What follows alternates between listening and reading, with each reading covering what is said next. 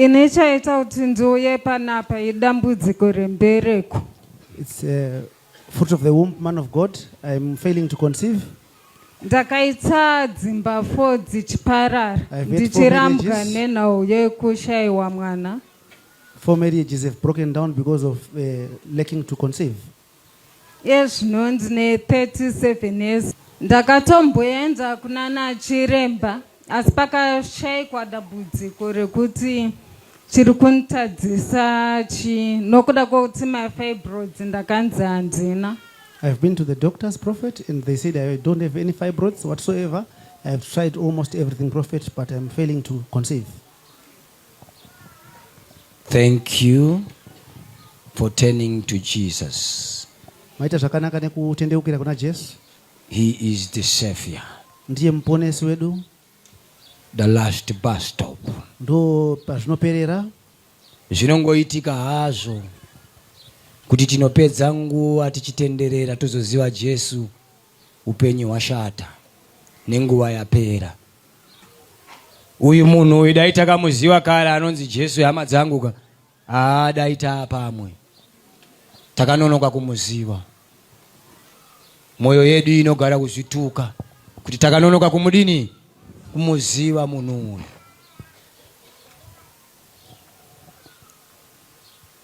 You grew up with your granny, huh?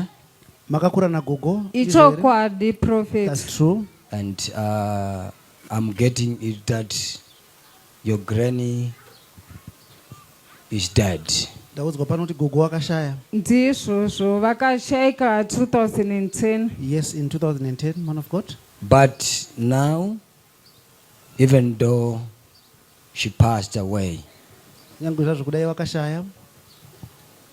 there is this thing she used to say, that I want you to buy me. What is this?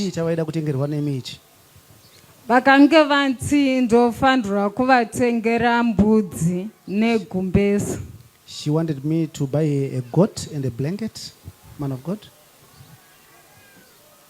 This thing, I want you to buy that. How much is a goat? 35. 35, man of God. A blanket? $15-20. Is it? You see, so how much total budget for all? About $80? About $60, man of God. Yes. And then, how much to Mount Darwin? Bus from? Bindura 5, Mount Darwin 5. About 50. About $15. 15. 2 and so 30. 2 and from how much is this? 30. So 80 plus 30, how much? 110. 110. Who is in Mount Darwin? Ndiani ari Mount Darwin? Zvino kune vana vehanzvadzi dzavo. Good. They are cousins. Go there. and give those things. Coming from there, you are going to conceive. Ndinotenda hangu prophet, asi dambudziko riripo nderekuti zvino handisi kushanda.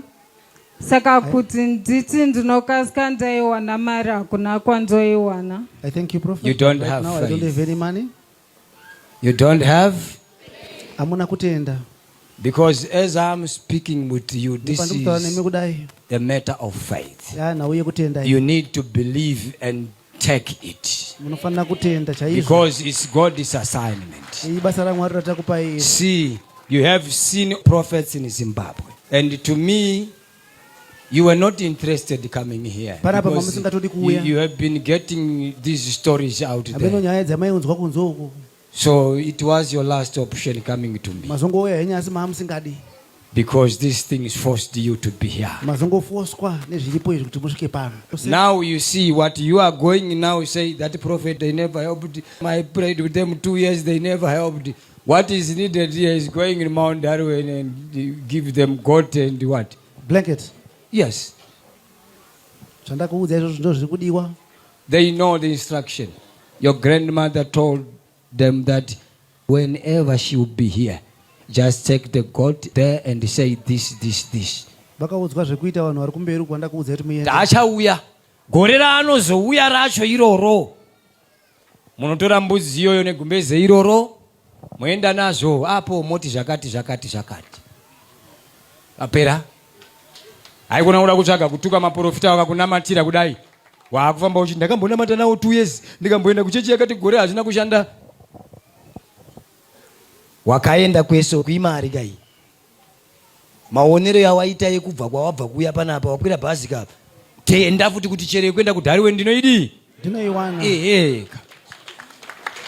zvino ukatanga kuzvidhauta ndo vanhu vatambonge tichitaura kuti ari kuda kubatsirwa but ari kuda kuti zvaari kufunga iye ndo zviitike, haasi kuda kuti iye azvitwise aite zviri kudiwa neshoko raMwari. Kwadi kungoti in the name of Jesus, indatotaura in the name of Jesus haana kuinzwa.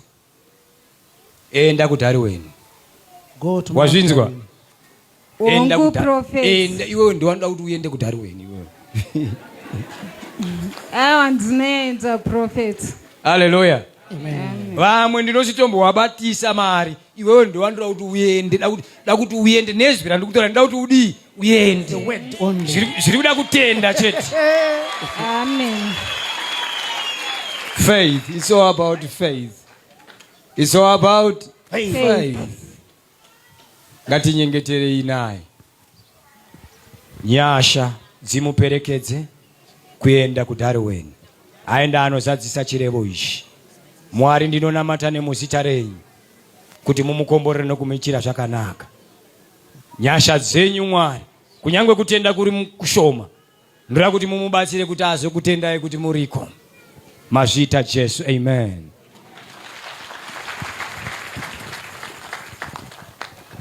Abraham akanzi simuka,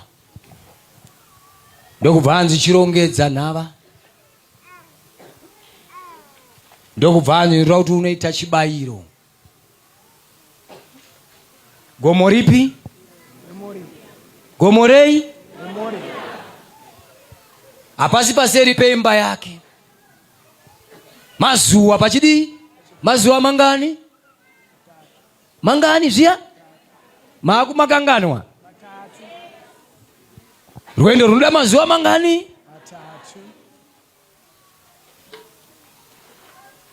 Asi paseri peimba yake panga pane zvikomo.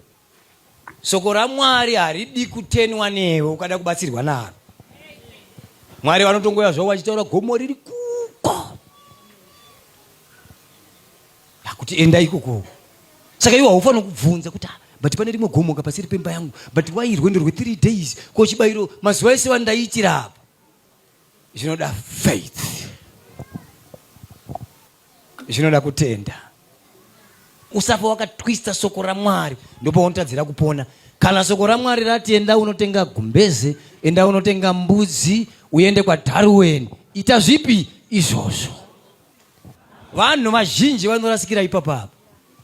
Unoziva zvinoda Mwari, ma instructions chete yekuda kuonekwa kunzi uri kuteerera here. Mwari ada kumbokuona kuti unobehave say towards my word. Saka vanhu vazhinji vanosara pakatesti kadiki kokuti waudzwa kuti fasta first week yemwedzi. Mwari vari kukutesta, hazvisi kureva kuti vanoda kukuuraya nenzara kana Mwari wada kungokuona kuti zvauri kudawo iwe kuti ndikuichire, ko iwewe ndikambokutuma unobehave sei. Because kuda mota, kuda marriage, kuda upenyu urefu, kutuma Mwari kuti wakuitire chimwe chinhu. Saka dzimwe dzenguva Mwari vanokutestawo kuti mbondiitirawo izvi.